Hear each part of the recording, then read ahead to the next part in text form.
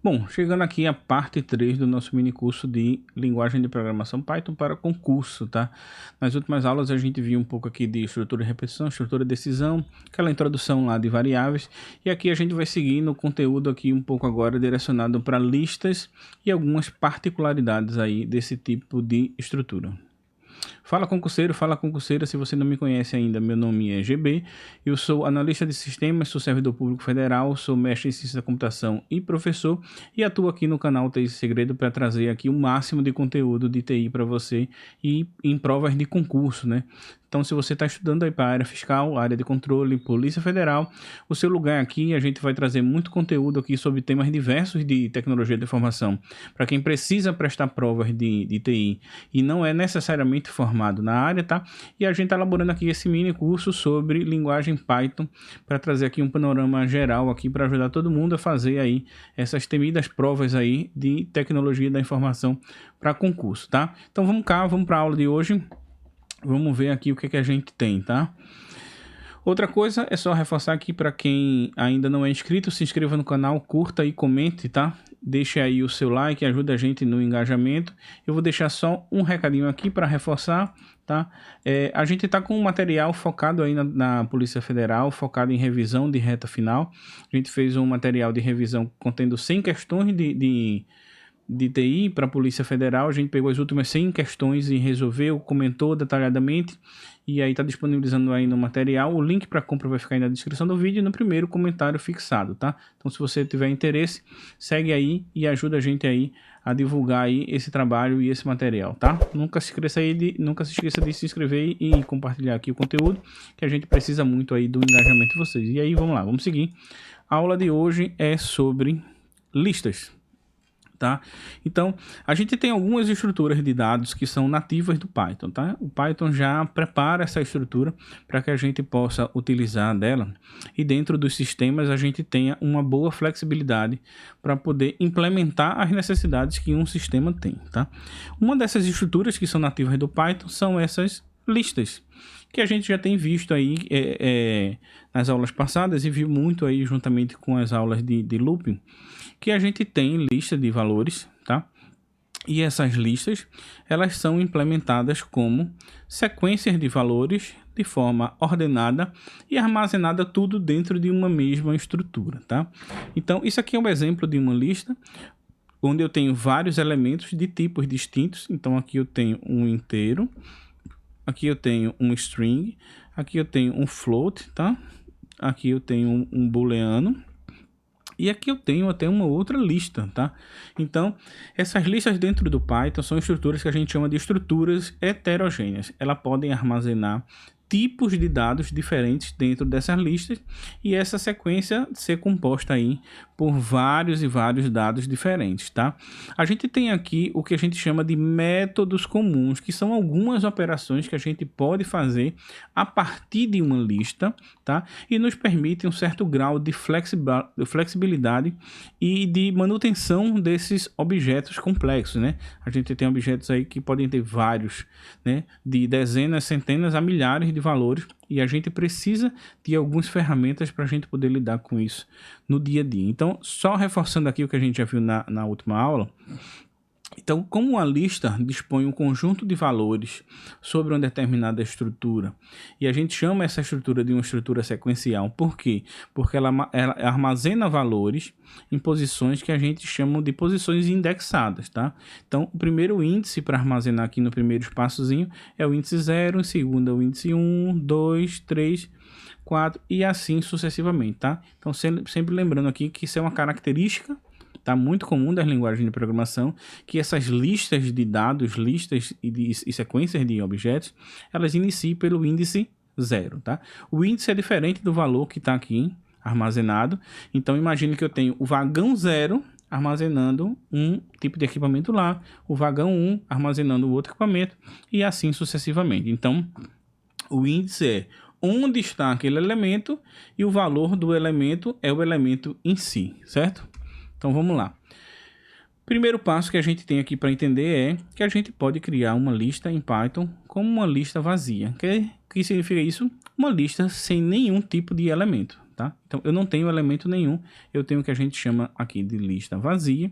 Só relembrando aqui que a gente aplicando aqui os processos de falsibilidade, se eu tenho uma lista vazia, o valor intrínseco dessa lista é false, tá? E se a minha lista tem elementos, o valor intrínseco dessa lista é true, tá? Então, a gente precisa sempre tentar lembrar dessa informação. Então, eu tenho aqui, ó, uma lista agora com elementos. Então, eu preciso do quê?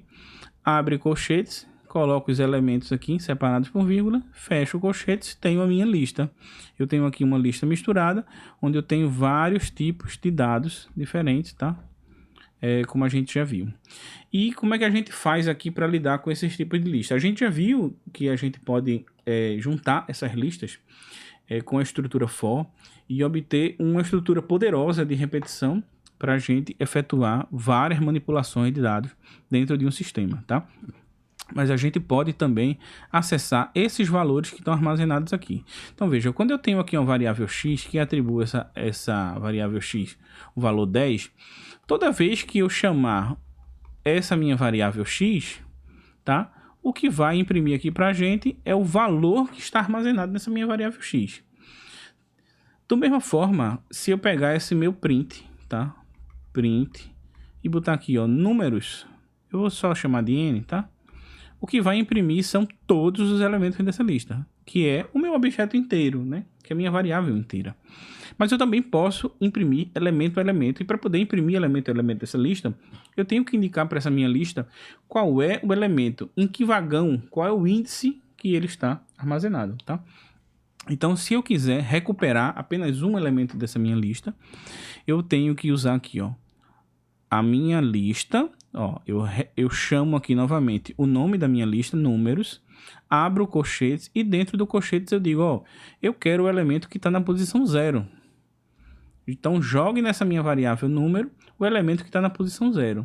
Qual é o elemento que está na posição 0? O elemento 1. Então, a variável número vai passar a ser 1. E se eu disser que eu quero o elemento 2, o elemento 3, e assim sucessivamente, ele vai recuperar aquele valor e vai jogar para aquela minha variável que está chamando, tá? Aquela minha função. Outra observação importante, ó. Eu tenho aqui o índice 0, 1, 2, 3, 4. O último índice é 4, tá? O que acontece se eu tentar chamar o índice 5 aqui? Toda vez que eu tento chamar um índice que não existe, tá? Dentro da minha lista, porque eu começo 0, 1, 2, 3, 4. Se eu tentar o índice 5, ele vai me gerar um erro dizendo que aquele índice não foi localizado, tá? Isso aqui gera um erro. Então tem que ter muita atenção com isso aqui. Se cair alguma questão de concurso, atentem para aqui. O índice que foi passado para recuperar um valor dentro de uma lista, ele é um índice válido e ele existe dentro daquela lista. Do contrário, o Python vai gerar um erro, tá? Então imagine que eu queira aqui, ó, eu quero imprimir o índice 4 da minha lista números, que é essa daqui. Qual seria o valor impresso? Então aqui seria o valor 5 que seria impresso, tá? Então é assim que a gente manipula, tá? Colchetes vazios para uma lista vazia, colchetes com elementos separados dentro de vírgula para uma lista preenchida, tá? E o nome da minha lista mais o índice dela, o índice entre colchetes, para recuperar um dos valores daquela lista, tá? Então, esses aqui são os primeiros passos que a gente tem aqui para manipulação de listas aqui com Python, tá? O assunto de lista, ele é muito extenso, tá?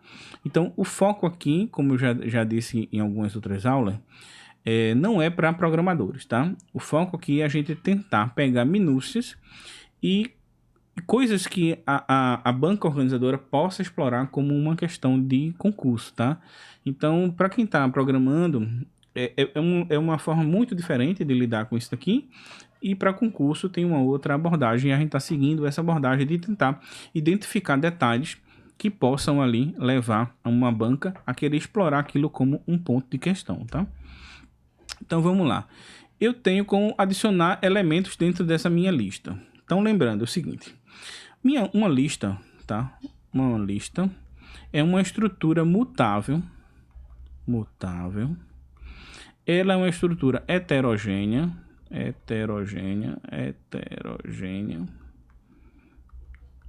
tá? E ela é uma estrutura sequencial. Então, mutável porque eu posso remover, adicionar, modificar valores dentro daquela organização, tá? Ela é mutável. Ela é heterogênea porque eu não preciso me ater a um tipo só de dado dentro daquela lista. Então, posso ter tipos de dados diferentes. E ela é sequencial por quê? Porque ela vai armazenando os valores dentro de uma sequência, tá? Então, eu tenho aqui algumas formas de adicionar valores dentro de uma lista. E o que é que acontece? Eu preciso primeiro criar uma lista. Então, imagine que eu tenho minha lista chamada L e minha lista tem os valores 0, 1. Essa aqui é a minha lista, tá? Então, eu tenho duas formas, primeiro, de tentar inserir elementos nessa lista. Eu tenho a minha função append. E aí, como é que isso funciona? Essa função, tanto append quanto insert, elas podem ser chamadas a partir de variáveis que já são listas, tá? Então, eu aqui, ó, declarei minha lista L. E se eu quiser usar minha função append, tá? Para adicionar mais um elemento, como é que eu tenho que fazer? Eu chamo minha lista L, coloco um ponto, escrevo append, e entre parênteses eu digo qual é o valor que eu quero adicionar. E aí eu vou dizer que eu quero adicionar o valor 5. O que é que acontece? Essa minha lista, que tinha dois valores, vai passar a ser uma lista com 0, 1 e 5. Então, eu adiciono ao final da lista, tá, os valores a partir dessa minha função append, tá? Então, eu estou fazendo um acréscimo dessa minha lista a partir da minha função append. Então, uma coisa que é importante notar é que para eu chamar a função append, eu já tenho que ter uma lista e usar um ponto, função append, e entre parênteses passar o valor novo que eu quero adicionar. E eu também tenho uma outra forma de inserir valores, que seria o insert. Diferente do append, o insert precisa que eu diga qual é a posição que eu quero adicionar. Então imagine que agora eu tenho essa minha lista L, contém os elementos 0, 1 e 5, e eu quero usar aqui a minha função insert, tá, para inserir mais um valor. Então eu vou chamar L.insert, e vou dizer, ó, eu quero adicionar aqui na minha posição 2 o número 30. Então ele vai olhar aqui, ó. Então primeiro a gente tem que identificar quais são as posições, ó. 0, posição 1, posição 2. Então eu quero armazenar nessa posição. Então se eu quero armazenar um elemento numa posição que já existe outro elemento, o que é que eu vou fazer?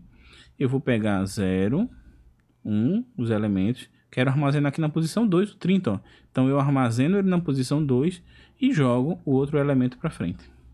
Tá? Então essas são as duas formas que eu tenho de adicionar elementos usando o append e o insert, sempre partindo de uma lista já previamente existente, tá? Então, lembrar, adicionar elementos dentro da lista, posso usar o append e posso usar o insert, tá? E aqui eu tenho outras funções, tá? Que servem para executar funções dentro de uma lista, tá? Então, vamos ver agora como é que a gente pode remover, tá? Então, ó, para remover um assunto, um elemento, eu tenho que usar minha função remove. Eu tenho que partir de uma lista pré-existente, .remove, e dizer qual é o elemento que eu quero remover. Então ele vai procurar, imagine que essa aqui é a minha lista, então ele vai procurar dentro da minha lista esse valor que eu pedi para remover, e ele vai simplesmente apagar isso daqui e reorganizar a minha lista. Tá? Eu também tenho a minha função pop. Então essa minha função remove, ela vai lá, encontra a primeira ocorrência daquele valor que eu estou procurando, remove ele e reorganiza a lista. Função pop também é uma outra função que serve para a gente remover objetos dentro de uma lista. E essa função pop, eu tenho essa mesma característica. Então, eu chamo ela a partir de uma lista pré-existente, .pop. Eu posso dizer qual é o índice que eu quero remover. Se eu quero remover índice 2, aqui é 0, 1, 2. Então, eu quero remover isso daqui, tá? E aí eu digo o índice que eu quero remover. E a diferença dessa função pop para a função remove é que a função pop ela cumpre uma dupla função. Ela tira esse objeto daqui, reorganiza a lista, mas ela também tem a capacidade de jogar isso para uma variável que chamou ela. tá? E já o remove não faz. O remove simplesmente ele apaga, reorganiza a lista e vai embora.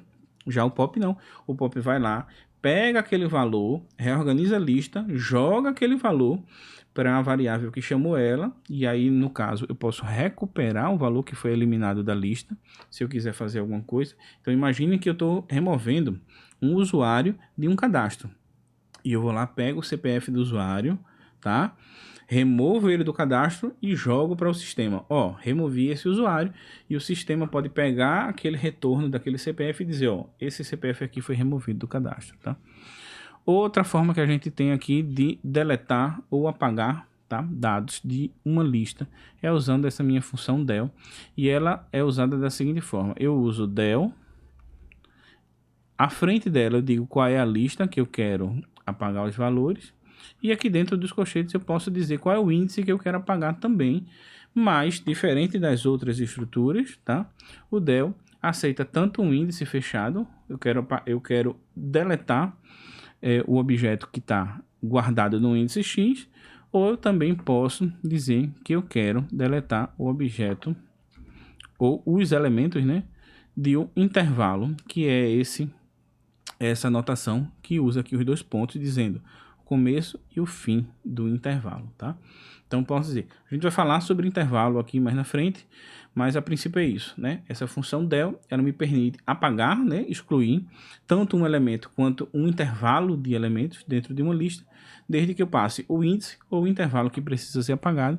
E aqui também eu tenho a função clear, que apaga todos os dados de uma lista. Ele também parte aqui de uma lista pré-existente, e eu uso o ponto clear, uso entre parênteses aqui, e simplesmente ele exclui tudo que estava dentro da lista e deixa agora uma lista de novo em branco, tá? Só reforçando, listas vazias têm valor false, listas preenchidas têm valor que true, tá? Isso aqui é sempre importante, vira e mexe está caindo aí em alguma questão de Python, essas questões de falseabilidade de valores dentro da linguagem, tá? Então vamos lá.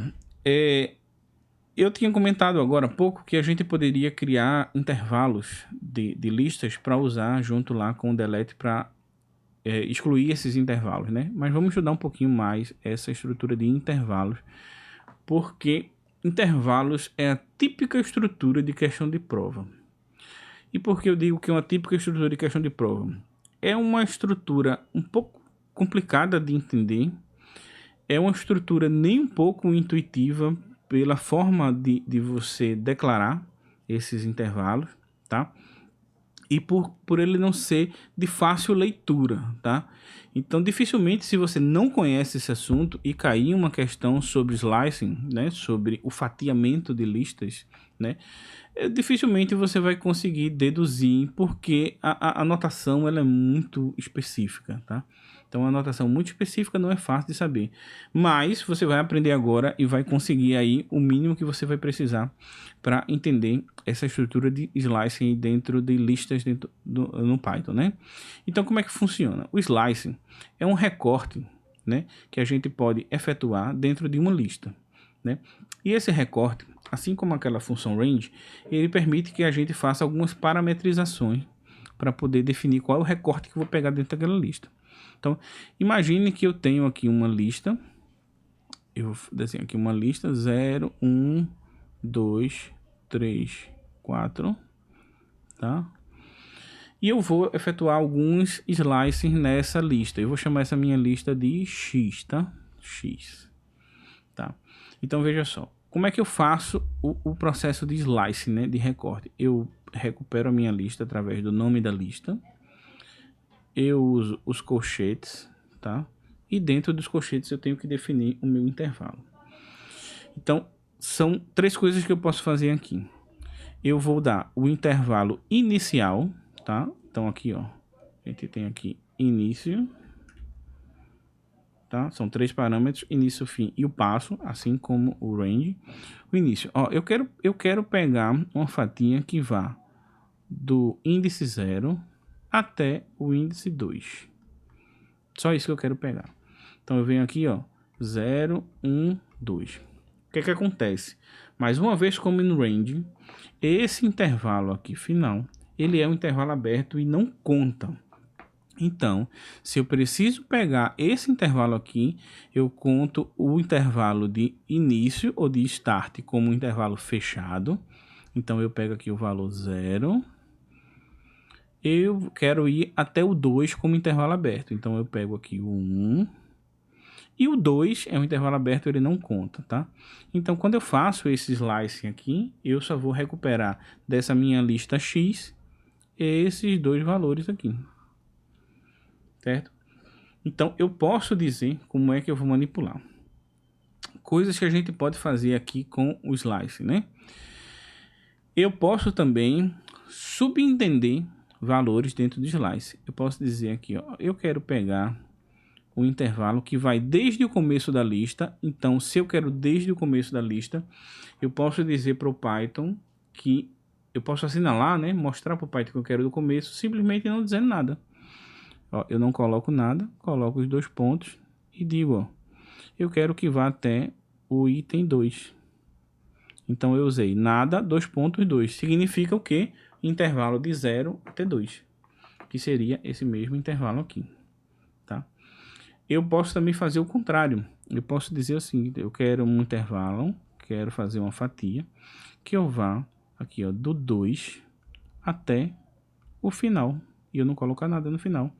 Então, toda vez que eu omito o valor, ele subentende-se que é o início, quando é do lado esquerdo dos 2 pontos, e é o final, quando é do lado direito dos 2 pontos. E aqui, esse intervalo me daria o quê? De 2 até o final. Então, 0, 1, 2. Então, eu pego 2, 3, e eu vou até o final. O final, tá? Seria o elemento 5, na posição 5, tá? Que é o último elemento da lista. Só que é o 5 com um intervalo aberto, que aí passa a ser o índice 4, que passa lá a ser o valor 4, tá? Então, isso aqui é bem importante de notar, tá? Então, ele considera aqui o final como a quantidade de elementos, né? A posição que está no final é a quantidade de elementos. Eu tenho 5 elementos, seria do índice 2 até o índice 5, que obviamente não existe, porque o índice só vai até 4, mas é um intervalo aberto, ele remete um índice para trás. Então, ele pega aqui somente esses valores aqui. Outra coisa que eu posso fazer com slice é que eu posso definir também, nessa minha lista, o passo que ele vai utilizar para pegar esses valores, de quanto em quantos valores ele vai avançar. Eu posso dizer que ele vai começar do 0 e vai até o índice 4, tá? Opa. E eu posso usar 2 pontos de novo para dizer, ó, ele vai de 2 em 2. Se eu omito esse 2 no final, dos últimos 2 pontos, ele vai subentender que o passo é 1 e ele vai andando um por um. Mas eu comecei no 0, então o 0 lá é o elemento 0. Eu vou agora, eu vou até o 4, 0, 1, 2, 3, 4, quer dizer que eu vou até aqui, tá? Só que eu vou de 2 em 2, então eu pego o primeiro e eu pulo 2, pego 2, tá? E eu ia pular, pegar o 4, mas aqui já estoura o meu índice. Eu volto, o 3 eu não pego, então eu pego só 0, 2.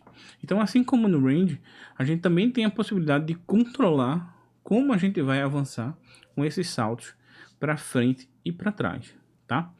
E aí, se eu quero, eu tenho uma anotação aqui, que essa é a anotação típica de prova de verdade, né? Se eu recuperar minha lista e usar aqui, ó, 2 pontos, 2 pontos, tá? Isso significa que eu estou pegando os elementos que estão dentro dessa lista, partindo do 0, indo até o final, com passo 1. Resumindo, eu estou pegando a minha lista toda de volta, tá? Então, quando eu faço essa anotação aqui, eu estou recuperando minha lista toda de volta. E aqui tem um lance que sempre aparece, que é o seguinte: eu posso inverter a ordem da minha lista fazendo uma simples alteração aqui, que é o seguinte: eu chamo a minha lista e digo que eu quero um intervalo, ó, eu quero do começo, eu quero que vá até o final, mas aqui eu passo um parâmetro negativo. E o que é que isso aqui faz? Quando eu passo um parâmetro negativo, eu digo, ó, eu quero minha lista do começo até o fim, mas vindo de trás para frente. Quer dizer, sempre decrementando 1, começando lá do final. E isso daqui é uma das formas que a gente tem, isso aqui é questão de prova, viu? De inverter os valores de uma lista. Então, se eu fizer minha lista X com esse código, a saída aqui vai ser 4, 3, 2, 1, 0. Eu acabo invertendo a minha lista, tá? Então, entendendo, decorando, se lembre disso daqui, tá? Esse padrão aqui de slice é um padrão que serve para inverter a ordem dos elementos de uma lista, certo? Então, essa é a estrutura que funciona, tá, no slide. Então, eu tenho 3 parâmetros. Eu tenho o parâmetro de start, o stop como intervalo aberto e o passo, que vai me dizer como é que vai ser minha progressão ali dentro. Se eu omitir o primeiro parâmetro, eu assumo que eu vou pegar desde o primeiro elemento. Se eu omitir o parâmetro de stop, eu assumo que eu vou até o último elemento. Se eu omitir o parâmetro do passo, eu assumo que eu vou navegar de 1 por 1, tá? Então, índices negativos vêm de trás para frente, positivos da esquerda para a direita, e os parâmetros de start e stop definem qual é ali o range, qual é o intervalo que eu vou fatiar daquela minha lista, tá?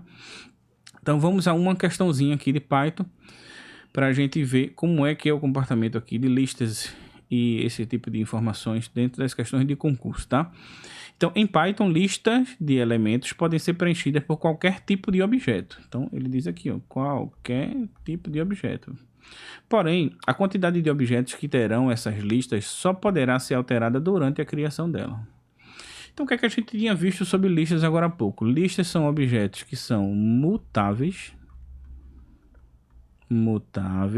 heterogêneos,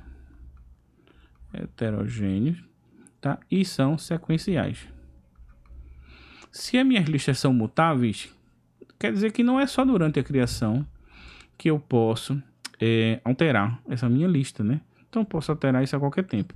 De fato, aqui é verdade, tá? Que elas podem receber qualquer tipo de objeto, porque elas são uma lista heterogênea. Elas são sequenciais, porque a gente armazena dentro de uma sequência que são controladas por índices que variam de 0 até n, tá? Mas essas listas são mutáveis e a qualquer tempo eu posso... Eu posso modificar essas listas, logo essa questão está errada. Mais uma questãozinha aqui de lista. O método append adiciona um novo elemento ao final. Então, append adiciona um novo elemento ao final da lista números, alterando essa lista diretamente sem criar uma nova instância. Exatamente, tá? Como eu disse que listas são mutáveis, logo eu consigo adicionar elementos nessa lista e essa função append é a função que adiciona no final. Se ela adiciona no final, logo ela muda essa característica dessa lista sem precisar criar uma nova lista. A gente não vai entrar aqui nesse mérito, mas existem algumas alterações em algumas estruturas do Python que elas não conseguem acontecer internamente. Toda vez que eu faço essa mudança, eu preciso gerar uma cópia disso para poder distribuir esse novo valor para outras variáveis, mas não é o caso da lista, tá? Como listas são mutáveis, eu consigo alterar essa lista, usando o método append eu adiciono um elemento lá no final, e essa lista é mudada sem precisar criar uma nova instância. Então, questão correta aqui. Vamos lá, última questãozinha agora sobre listas. O método insert, ele pode ser usado para adicionar elementos em uma lista, tá? Insert pode ser usado para adicionar elementos em uma lista em qualquer posição, movendo os elementos subsequentes. Então a gente já viu que quando eu tenho aqui uma lista 1, 2 e eu uso aqui minha lista X, tá? Então eu uso x.insert,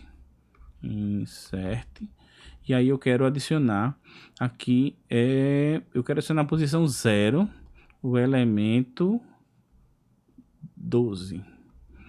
Então, o que é que vai acontecer com a minha lista? Minha lista agora vai passar a ser 12, que eu adicionei aqui no índice 0, e empurro todos os outros demais para cá, tá? Então, ele diz, ó, eu posso adicionar em qualquer posição, correto, movendo os elementos subsequentemente. Então, eu movi todos aqui para frente, porque eu adicionei aqui, logo, questão correta. certo? Então, a gente vai ficando por aqui, encerrando aqui essa terceira parte, eu acho já, do nosso curso aqui, do mini curso de Python para concurso. Então eu peço a vocês novamente que se inscrevam, curtem e compartilhem aí o canal, tá? Quem quiser adquirir o material focado aí na reta final, revisão para a Polícia Federal e questões comentadas para concurso, o link vai estar aí na descrição e no primeiro comentário fixado, certo? Fique com Deus e até a próxima.